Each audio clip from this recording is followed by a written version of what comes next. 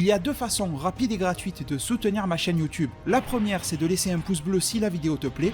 La deuxième, c'est de regarder une publicité gratuitement sur ma page Utip dont le lien est en description. Merci à tous. Salut les devins, c'est Saikyu. Voici ma review du chapitre numéro 53 du manga Dragon Ball Super. Je vous mettrai un lien en description. Le seul lien existant, officiel, gratuit et légal. Pour pouvoir le lire, il faudra alors pouvoir soit comprendre l'anglais, soit comprendre l'espagnol. Il n'y a pas d'autres langues disponibles officiellement du chapitre. Concernant mon avis par rapport à ce chapitre-là, le numéro 53, la lecture au global a été sympa, faut quand même pas se le cacher, mais d'un autre côté, faut pas se voiler la face aussi. J'ai quand même senti une baisse qualitative dans ce chapitre-là, c'était nettement moins plaisant que les 2, 3 ou 4 derniers chapitres à lire. Il y a quand même pas mal de bonnes idées qui ont été développées et apportées par ce chapitre 53, ça serait malhonnête de ne pas le mettre en avant, mais ça serait aussi malhonnête de dire qu'il y a eu que des bonnes idées. Il y a quand même pas mal de points dans ce chapitre-là sur lesquels on peut grincer des dents. Chapitre qui était principalement axé sur la bataille sur Terre, par rapport à du Piccolo, par rapport au gang de Moro, aux subordonnés de Sagambo. Et ça, sur le papier en soi, c'est une très très bonne idée, c'est quelque chose qu'on voulait depuis longtemps. On a espéré pendant le tournoi du pouvoir que la Terre se fasse attaquer. Enfin bon, on espérait beaucoup de choses, mais ça n'a pas eu lieu, et ça a lieu ici. Donc en théorie, on a de quoi se réjouir. Après le cas Goku Vegeta, on va bien sûr en parler, mais il est extrêmement minoritaire dans ce chapitre-là. C'est pas réellement un problème, les devins, qu'il n'y ait pas toujours 120 millions de pages qui soient accordées à Goku Vegeta. On aurait même pu avoir le chapitre sans nous montrer Goku et Vegeta, que le chapitre aurait fonctionné, sincèrement. Je pense qu'il s'est senti un petit peu obligé de les mentionner, de les montrer, mais bon, ça aurait pu marcher sans, ça aurait même, sans Goku et Vegeta, permis d'accorder ces 3-4 pages-là à plus de développement sur Terre, ça aurait été sympa aussi. Enfin bon, que nous propose ce chapitre? Eh bien quelque chose que l'on aura pu déjà voir être développé, en tout cas en termes de mise en scène et d'ambiance et de menaces de fond qui s'opposent, que l'on a déjà pu voir dans des œuvres amatrices comme Dragon Ball After Future, dont une des deux a été réalisée par Toyotarou lui-même quand il était encore amateur sous le nom de Toybell, c'est-à-dire le fait d'écarter les héros ou certains des héros pour laisser une équipe sur la Terre qui va recevoir un ou des envahisseurs. C'est quelque chose, si vous prenez DBF par Youngiji ou par Toyotarou, vous allez avoir ce tableau qui va être posé. C'est un tableau qui est posé ici, donc je me disais que Toyotarou maîtriserait ça parfaitement, en fait, vu qu'il a déjà réalisé l'exercice, c'était plutôt bien fait dans After Future, pourquoi pas ici?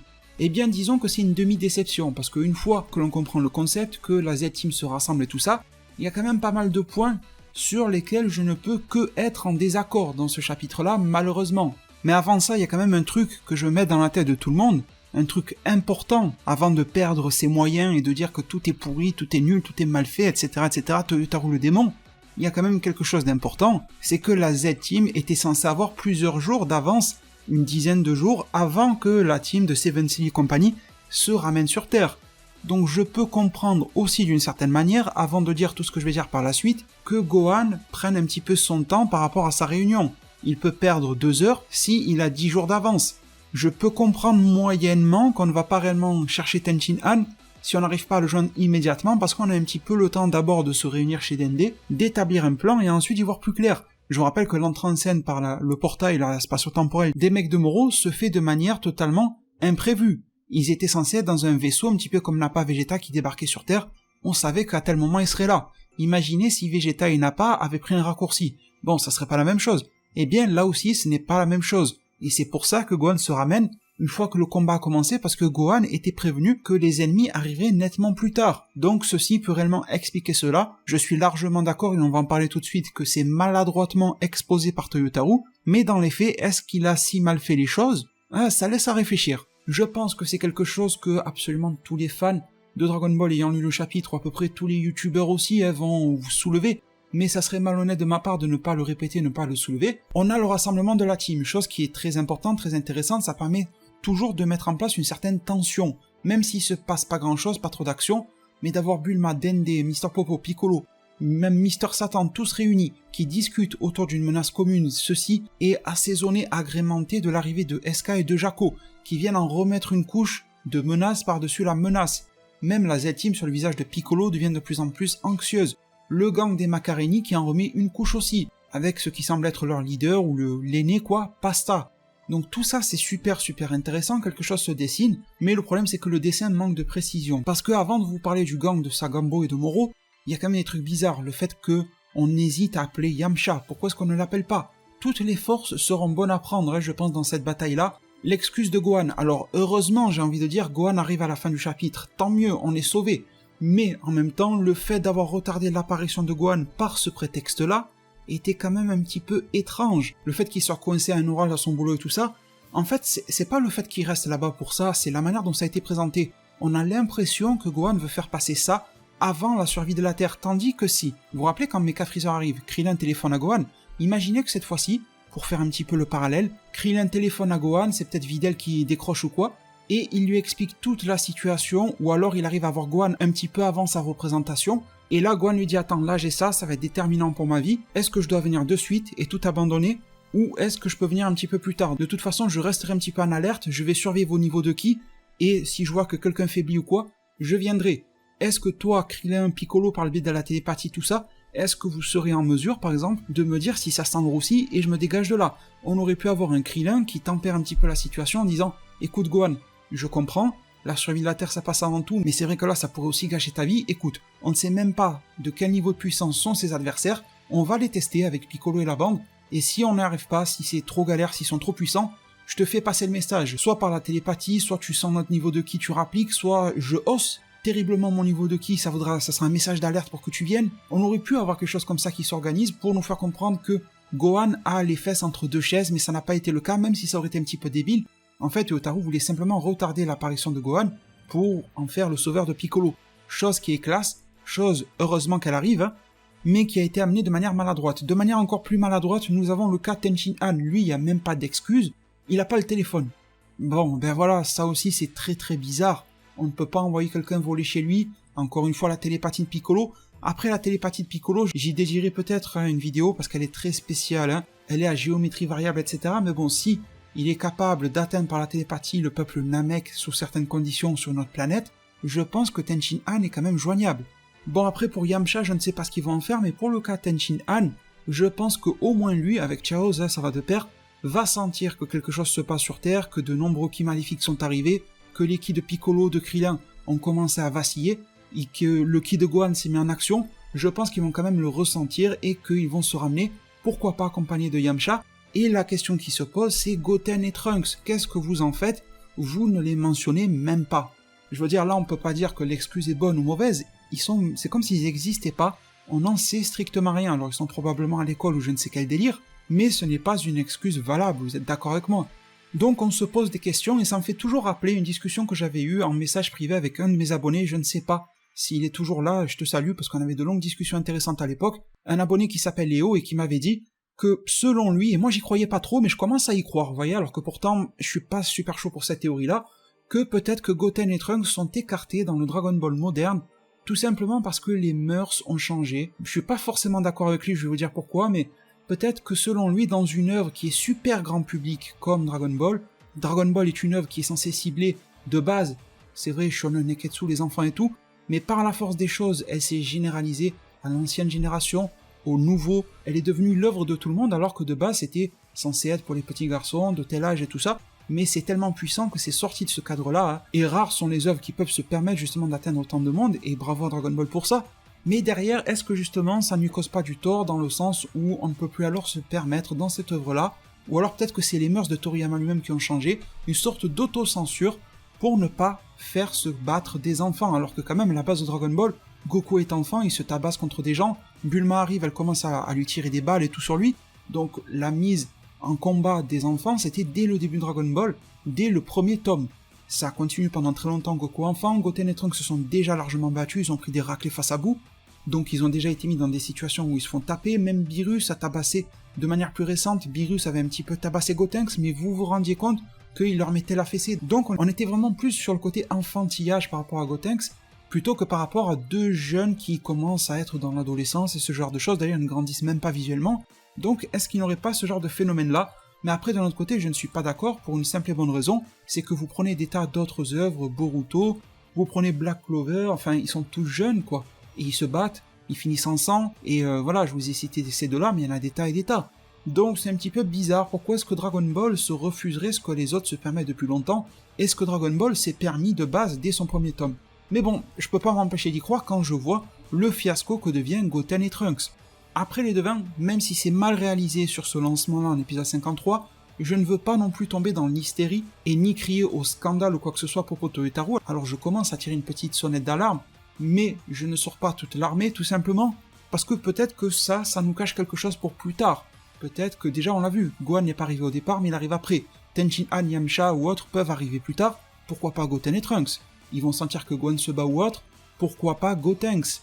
Pourquoi pas que Goten et Trunks et Gotenks seront impliqués quand la suite du gang de Moro vont appliquer sur Terre? D'ailleurs, il y a d'autres personnages qui ne sont pas traités du tout, comme Goten et Trunks. Vous prenez C18 et C17. Que font-ils? Où sont-ils? Il y a l'autre, la 73-73, là, ou Sevensley, comme commencent à le propager certaines transcriptions du manga. Eh bien, il a l'énergie infinie. Vous n'allez pas me dire que C17 et C18 ne sont pas les adversaires adéquats pour ça. D'ailleurs, étant donné qu'ils sont des êtres artificiels, en plus d'avoir l'énergie limitée comme Sevensley, est-ce qu'en plus, ils ne seraient pas immunisés de la copie des pouvoirs de Sevensley? Parce que si Sevensley peut assimiler que des choses qui sont issues d'êtres mortels organiques, peut-être que sur du robot, il ne peut pas copier du robot, quoi. Donc ça pourrait être intéressant.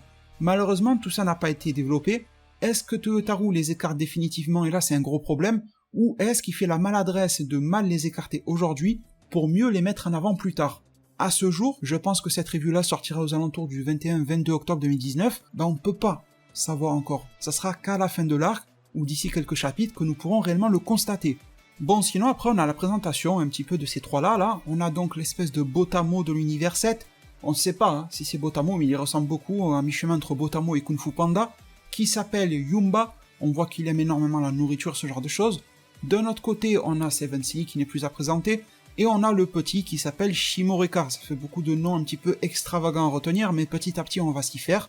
Bon, une présentation assez simpliste, on en apprend un petit peu plus, non pas sur Yumba, non pas sur Shimoreka, il reste extrêmement mystérieux. Celui dont le mystère se dégage un petit peu, c'est Sevensley. On voit qu'il a de fortes connaissances, et on nous apprend qu'au final il y a une sorte de création artificielle, et sauf qu'on n'en sait pas réellement plus. On sait qu'il n'a pas réellement d'état d'âme, on sait qu'il peut copier les capacités de ses adversaires en posant sa main sur la nuque, et il les garde pendant 30 minutes, sauf que j'ai remarqué visiblement, une fois qu'il pose sa main sur la nuque de quelqu'un d'autre, il ne peut pas combiner. Apparemment, c'est un corps dont il peut assimiler les techniques et les changements à la fois. Il peut pas en cumuler deux sous réserve que ça soit sous les 30 minutes. Donc un être artificiel créé dans l'univers, etc., etc. J'espère qu'il sera plus développé, je crains que non, mais bon, étant donné qu'il ressemble fortement à Hit, mais qu'il n'en a pas les capacités temporelles, en tout cas on ne les a pas vus. Faut faire la distinction, c'est pas parce qu'on ne voit pas qu'il ne les a pas. Peut-être qu'il les garde comme un plan B, on pourrait le voir plus tard.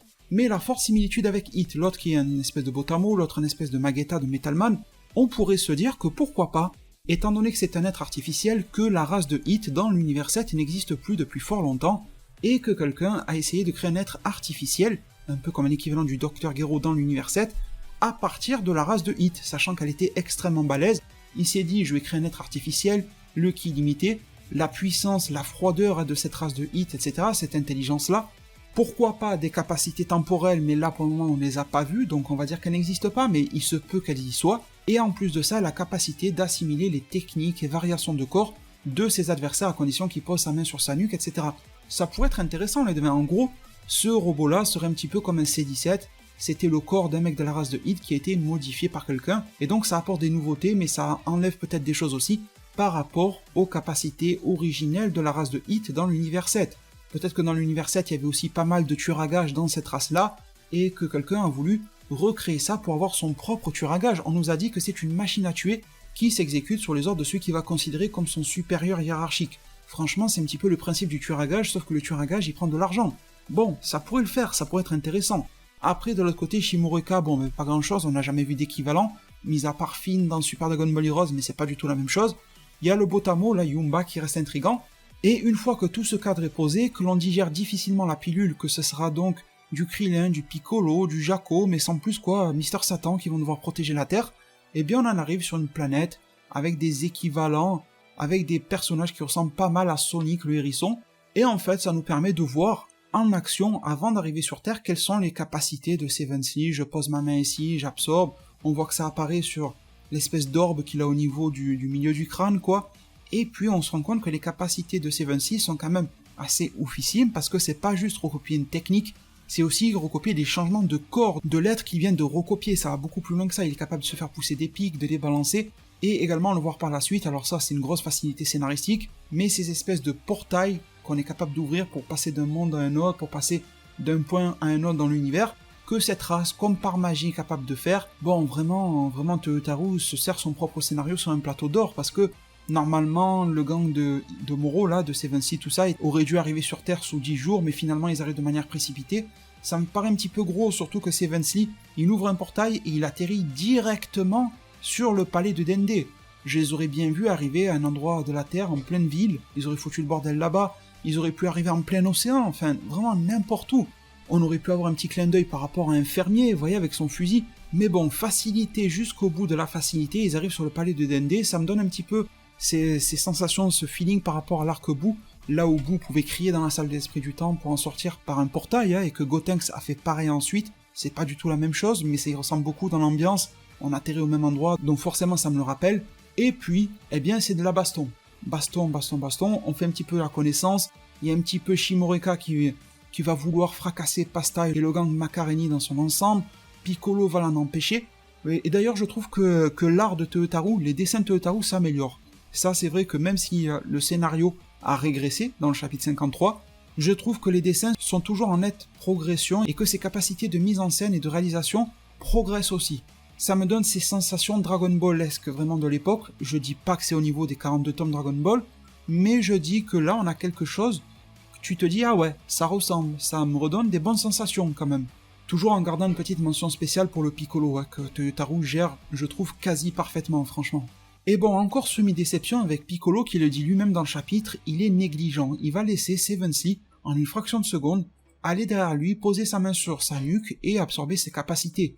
Là aussi, on enchaîne, vous voyez les facilités scénaristiques dans ce chapitre-là, et du coup il va partir en Makako Sampo, il va partir en bras qui s'allongent, il va tout faire comme Piccolo, et je pense que si on lui coupe un membre, il est capable alors de le faire repousser. Ça ne m'étonnerait pas. Piccolo s'excusera même auprès de Jaco en lui disant « j'ai été négligent » et je trouve que ça fait un petit peu trop de négligence pour Piccolo. Piccolo ne m'a jamais habitué à ça, je sais pas pour vous, mais là si vous reprenez tous les derniers chapitres, entre les erreurs auprès du gang Macareni et tout ça, beaucoup trop d'erreurs chez Piccolo qui s'accumulent lors de 2 ou 3 chapitres consécutifs. Par contre, de l'autre côté, là où je peux me réjouir, c'est que Piccolo est largement mis en avant durant le combat et on ne pourra pas dire que Piccolo n'a pas été utilisé. Alors peut-être que la finalité plaira ou plaira pas, ça sera au goût de chacun, le fait que Piccolo ne va pas gagner tout ça, mais en même temps, Piccolo se retrouve face à un adversaire qui est surpuissant de base, qui va recopier ses capacités, et celui-ci a l'énergie infinie. En gros, imaginez-vous que vous vous battez contre votre propre clone, là, tout de suite, et que votre clone, il a une endurance illimitée, mais vous vous fatiguez normal. C'est tout à fait logique, en fait, que vous allez perdre. Donc la justification est plutôt correcte, contrairement au tournoi du pouvoir ou contre Frost où là j'étais pas réellement d'accord. Et donc là ça part en grosse baston, ça franchement réfléchissez à ce que je dis, une grosse baston face à des extraterrestres sur Terre, incluant Piccolo, dans une action absolument épique. Ça part en coup de tête, ça part en vague de ki contre vague de ki, ça part aussi, pas en Battle Royale mais presque, avec Jaco qui va devoir se battre contre Shimoreka, des explosions un petit peu partout, Seven Sea qui recopie la panoplie d'attaques de Piccolo, Piccolo qui bien évidemment n'a plus le haut de ses vêtements qui le ralentit un petit peu, Krillin qui de son côté se bat contre Yumba, assaisonné d'une blague assez drôle, mais à moitié de mauvais goût aussi, parce qu'on a Bulma qui va pousser Mister Satan pour qu'il se batte contre Yumba. La blague est très drôle, mais en même temps Bulma connaît tellement Mister Satan que je ne comprends pas pourquoi elle le pousse.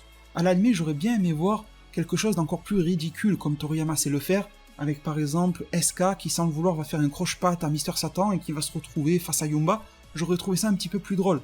Derrière on a Mister Popo qui ne bouge pas alors qu'il est quand même combattant. Je ne sais pas par rapport à Krillin, que je vous pose la question, vous en pensez quoi? Si on faisait Krillin contre Mister Popo, ça donne quoi? Bon, voilà, quitte à mettre Krillin, Mister Popo peut y aller quoi. Enfin bon, on verra ce que ça va donner pour Krillin, peut-être que ça va impliquer C18, peut-être que ça va impliquer une action épique de la part de Krillin qui va vaincre Yumba, parce que si Yumba a des capacités similaires à celles de Botamo, au final Botamo n'était pas un si gros morceau à battre, enfin oui c'est un gros morceau physiquement, mais à battre c'était pas si difficile que ça.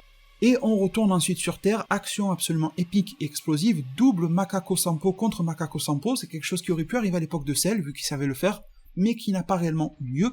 Et encore une fois, la qualité de la mise en scène par Toyotarou se manifeste, regardez ce plan-là, ces 3 cas, je les trouve absolument magnifiques. La collision des Makako Sampo, c'est quelque chose de super intéressant, étant donné que c'est une technique super particulière, un espèce de laser entouré d'un flux d'énergie extrêmement brûlant comme ça, extrêmement condensé. Les deux se rassemblent, mais malheureusement, reprenez l'exemple de tout à l'heure, battez-vous contre votre clone qui aurait l'énergie limitée, qu'allez-vous faire? Vous allez perdre. Piccolo se retrouve dans cette situation-là, et il est obligé de se faire happer par ce choc de Makako Sampo à l'avantage du fameux Seven Slee.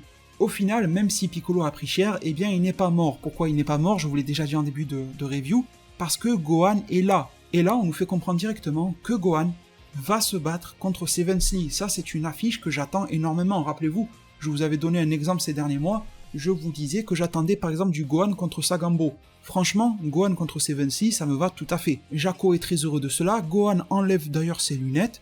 Au passage, ça serait intéressant d'avoir une réponse de Toyotaro Toriyama, comment ça se fait que Gohan puisse avoir certains problèmes de vue, ou enfin, les lunettes c'est juste pour se donner un style, ou comment ça se passe? Parce que il est quand même demi-Saiyan, est-ce que normalement ses yeux ne devraient pas être un peu parfaits tout le temps? Ou est-ce que son côté humain fait que ses yeux peuvent faiblir? Bon, ça serait drôle de savoir la réponse.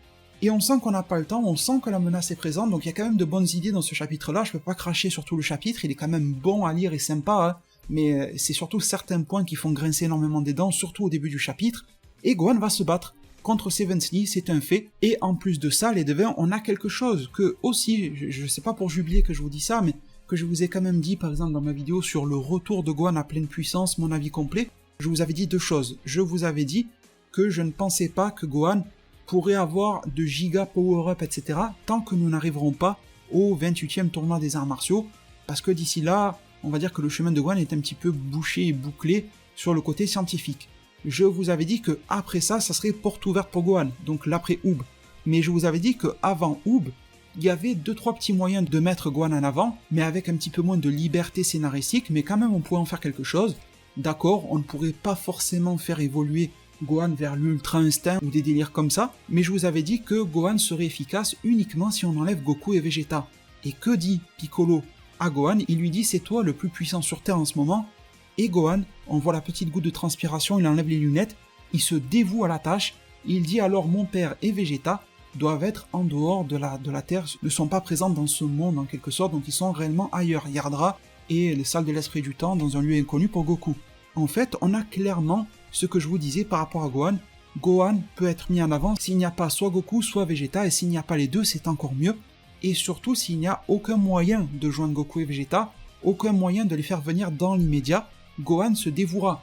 Je vous avais cité l'exemple de Mirai Gohan, qui nous montrait que même si c'est le même Gohan, qui avait les mêmes rêves de devenir scientifique, finalement c'était lui le seul protecteur garant de la Terre, avec pour espoir de pouvoir ériger Trunks comme successeur, mais il était encore jeune et inexpérimenté. Gohan a besoin d'être dos au mur pour pouvoir se retourner face à ce mur et le défoncer. Et c'est exactement ce qui va se passer ici. À ce stade-là, bien évidemment, je ne peux pas vous garantir qu'il va gagner ou perdre, mais je peux vous garantir qu'il va faire quelque chose, parce que Toyotaro a mis en place toutes les conditions nécessaires que l'on avait pu déterminer au travers de ma vidéo par exemple, pour mettre Gohan en avant d'en arriver au tournoi face à Oob, et je trouve ça super intéressant. Alors vite fait, avant d'en arriver à la fin du chapitre, un petit mot sur le Seven Slee. Il faut aussi penser plus loin, c'est-à-dire qu'on ne sait pas si Gohan va l'éliminer définitivement ou pas. Alors, tôt ou tard, je suppose que Seven Slee va mettre sa main sur tout simplement la nuque de Gohan, et déjà on peut se poser pas mal de questions. Est-ce que Seven Slee va pouvoir développer un potentiel éveillé? Est-ce qu'il va pouvoir se transformer en Super Saiyan? Après tout, vu qu'il copie absolument tout, Seven Slee devrait pouvoir balancer des Masenko et des Kamehameha également, mais au-delà de ça, peu importe qui gagnera, entre Gohan et la team adverse et tout ça, il faut quand même se dire que là on a deux choses extrêmement cheatées dans la team de Moro. Moro qui absorbe l'énergie tout simplement, et l'autre qui copie des techniques. Imaginez-vous que Vegeta et Goku sortent des techniques de fou, surtout que là Vegeta en arrive au contrôle de l'esprit, et suite au contrôle de l'esprit, il sera capable de manifester des tas et des tas d'habilités, comme la téléportation, comme la multiplication, le fait de devenir géant, et sûrement d'autres choses. Donc imaginez que Seven Slee pose sa main sur la nuque de Vegeta. Il va pouvoir accéder à tout ça. Je dirais même de manière encore pire, si Goku se ramène avec l'Ultra Instinct, qu'est-ce que ça va faire concrètement? Est-ce que Seven Slee, s'il a l'opportunité de mettre sa main sur la nuque de Goku, va pouvoir utiliser l'Ultra Instinct? Vous imaginez un petit peu le gros délire qui se passe avec ça? Donc voilà, ce sont des pistes que je voulais quand même vous apporter juste avant de se parler très brièvement, parce que le chapitre n'en parle que très brièvement, de Goku et de Vegeta. Pour Goku, ça durera 2 pages et un quart, à vrai dire, et on voit que Merus est en train de mettre une raclée au calme à Goku, sans broncher, sans transpirer ni rien. Alors on ne sait pas si Goku s'est transformé dans la salle de l'esprit du temps ou s'il est resté en forme de base, parce que là il est en forme de base. Est-ce qu'il a utilisé le Blue, le God ou autre? Difficile de le savoir, et Mirus va se permettre d'apporter un complément par rapport à l'Ultra Instinct de Goku. Goku n'arrive pas à le déverrouiller malgré les attaques féroces de Mirus, malgré ses tentatives d'esquive et tout ça, et Mirus lui dit « je crois bien que la première fois tu l'as débloqué dans un état de crise extrême ». Goku lui répond « bien sûr, c'était une question de vie ou de mort ». Donc bien évidemment, le tournoi, survie de l'univers et tout ça, tournoi du pouvoir.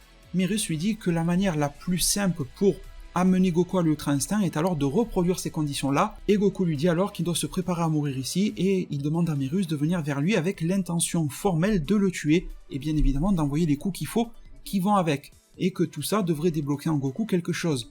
Alors, je comprends que ça puisse causer quelques troubles, mais je pense que la définition de l'Ultra Instinct n'est pas unique et universelle, je pense que chacun va avoir un certain facteur pour le déverrouiller.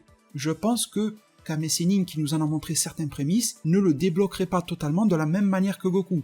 Je pense que Beerus n'a pas eu le même cheminement que Goku pour obtenir l'Ultra Instinct. Donc c'est un petit peu personnalisé par rapport à la personne, par rapport à sa nature. Est-ce que c'est un mortel? Est-ce que c'est quel type de mortel? Saiyan, terrien? Est-ce que c'est un dieu comme Beerus? Je pense que selon le statut de la personne ça change.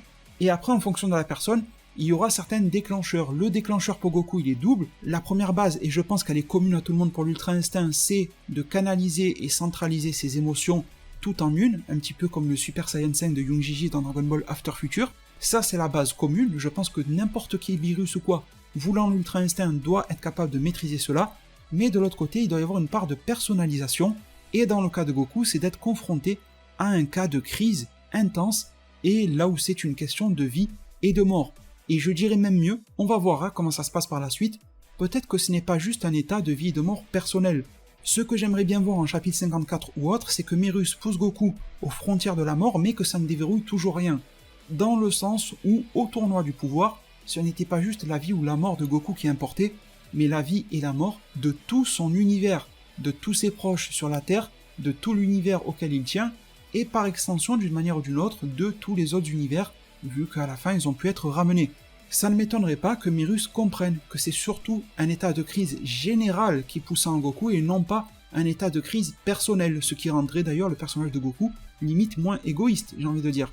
La force, il la puise dans le fait de pouvoir sauver les autres, pas uniquement de se sauver soi-même. On verra bien si ça se passe comme ça ou pas. Dernière page sur Vegeta, page qui était pas forcément utile mais qui est quand même cool et qui fout la hype, avec Vegeta habillé en Yardra.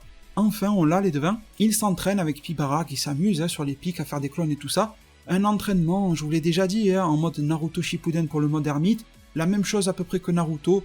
La balance, l'équilibre entre le corps et l'esprit. On voit que Vegeta, son esprit se déséquilibre très vite. Et on a Pibara qui nous dit que juste cette phase-là sur le poteau, là sur le pic, ça a pris 150 jours à Goku. Sachant que je vous rappelle que Goku y est resté 1 an. Donc ça doit être uniquement la première partie de l'entraînement, je pense. Et Vegeta se demande même s'il a bien fait de venir ici en fait. Donc je me dis deux choses. La première, c'est cet entraînement-là, déjà, je ne m'y attendais pas forcément de cette manière-là. Je m'attendais à oui de la méditation, mais je m'y attendais d'une autre manière.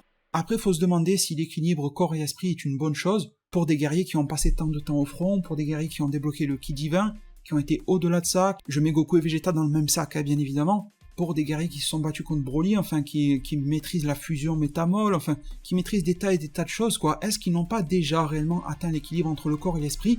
Alors on pourrait, à première vue, se dire que oui, mais sans vouloir faire le défenseur à 2 balles de Teutaru, je me dirais que si on regarde bien Dragon Ball, l'équilibre entre l'esprit et le corps a toujours été importante, la valeur de l'esprit a toujours été importante, la valeur du corps l'a toujours été, mais je trouve que Dragon Ball a quand même toujours mis plus en avant la valeur du corps. Je ne sais pas ce que vous en pensez, je pense que aussi bien Goku et Vegeta, quand ils se battent, s'entraînent ou autre, mettent 100 fois plus en avant le corps que l'esprit. Donc j'ai l'impression que Goku et Vegeta se sont habitués à toujours miser sur 60 voire 70% d'implication du corps contre 30 à 40% d'implication de l'esprit. Tandis que Pibara veut leur faire comprendre qu'en fait il faut qu'ils atteignent un état de 50-50. Réduis ton utilisation du corps et tu vas y gagner largement sur l'esprit et les deux ne vont faire plus qu'un. C'est peut-être comme ça qu'il faut le voir. Ensuite, deuxième chose, est-ce que la phrase de Vegeta qui dit à la fin est importante ou pas? Peut-être les devins, peut-être. Je pense qu'on peut avoir une double lisibilité là-dessus. La première, il nous dit « Je commence à regretter d'être venu ici, sur ce rocher, donc la planète Yardra ». Ça pourrait nous mettre sur la piste que Vegeta va tout foutre en l'air et se barrer. Ou alors que Pibara va voir que cet entraînement n'est pas adapté et lui faire autre chose. Ça, c'est le premier niveau de lecture, mais après le deuxième, c'est, rappelez-vous, même Naruto, il était en train de rechigner à la tâche lorsqu'il s'entraînait pour le mode ermite, puis finalement il a réussi à se calmer. Donc on pourrait aussi avoir ça, un Vegeta qui va persévérer, et qui va y arriver. Ça me rappelle un petit peu Vegeta sur Namek, quand il se posait dans des grottes ou quoi, et qu'il s'entraînait pendant plusieurs heures et jours à ressentir le ki des autres. Il était un petit peu dans un état de méditation, d'équilibre, qui n'est pas le même, mais ça y ressemble. Donc en fait, oui, un personnage comme Vegeta peut se poser, peut se calmer, et atteindre un certain niveau d'équilibre en lui. Il l'a déjà fait par le passé, il peut le refaire en mieux aujourd'hui. Les devins, nous en sommes alors arrivés à la fin de cette review-là. Laissez-moi comme chaque mois un petit commentaire pour me dire si vous étiez là, du début à la fin. Ça me fait toujours plaisir sur des vidéos longues comme ça, de savoir que vous m'avez accompagné tout au long. En tout cas, je vous en suis extrêmement reconnaissant. N'hésitez pas s'il vous plaît, si la vidéo vous a plu, à balancer un pouce bleu, ça va m'aider mais vraiment énormément. Tous les youtubeurs pourront vous le dire, à vidéo équivalente, c'est celle qui aura le plus de pouces bleus ou de commentaires ou de partages ou autre, qui va être le mieux référencé par le fameux algorithme du robot là de YouTube. Donc je remercie énormément toutes les personnes qui seront là pour m'aider. Prenez tous extrêmement bien soin de votre futur, et à plus pour de prochains arts divinatoires.